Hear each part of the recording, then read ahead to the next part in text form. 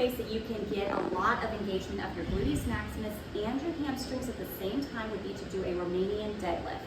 So the best way to do that and set yourself up is going to be putting your feet in neutral, about hip width apart. Now, different from a deadlift that's different from a squat is both of those we're going to hinge from the hips. But with a Romanian deadlift, we're not going to continue to bend the knees as we come down. We're going to keep them at about a soft knee, or you could count it as 30 degrees bend, okay? And then as I fold over, those knees don't continue to bend more.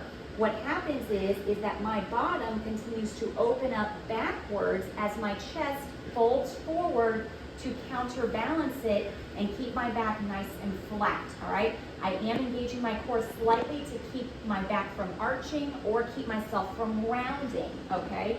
To come back up, I would engage that core more and then use my glutes and my hamstrings to pull me back up. Notice how my back stays nice and flat. It does not arch to lift me up because that would be cheating with your back, all right? I don't just tuck my bottom under to come up because that would be cheating too much with my glutes.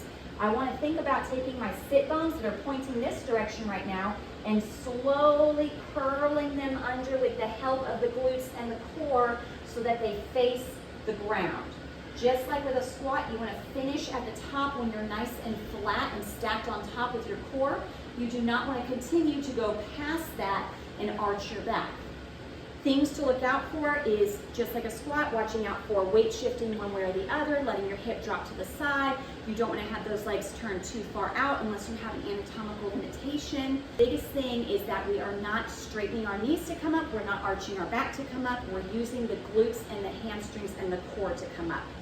If you wanted to add resistance, what you would do is use either barbell in both hands and across your thighs. You can use kettlebells, but hold those in front, or you can use dumbbells as well, holding them in front to resist you as you go down and come up, all right? So we are going to, holding these kettlebells, we're going to soft knees, hinge from my hips, okay? Not my knees bending, hinging from my hips, continuing to open my bottom backwards as I fold my chest over at the same rate, and then when I come back up, I'm going to engage my core, squeeze my bottom and my hamstrings to pull me back up to the top.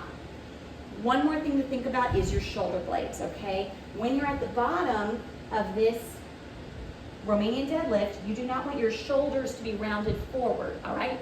We want to also not have our shoulders squeezed up towards our ears. Engage those shoulder blades down away from your ears and slightly back so that your back can stay nice and flat as you go down and come back up. You should be feeling the work for this in your glutes, hamstrings, core. You should not be feeling anything in your low back or mid back. If you are, comment below, let us know, and we can give you some tips and tricks how not to feel that. As you're lowering down, you're going to hinge over, opening those glutes, folding your chest over, and you're only going to lower about as low as mid-shin level. You're not going to go all the way to the ground because that would be more like a traditional deadlift. So without touching the ground, you'll then come back up using your glutes, hamstrings, and core.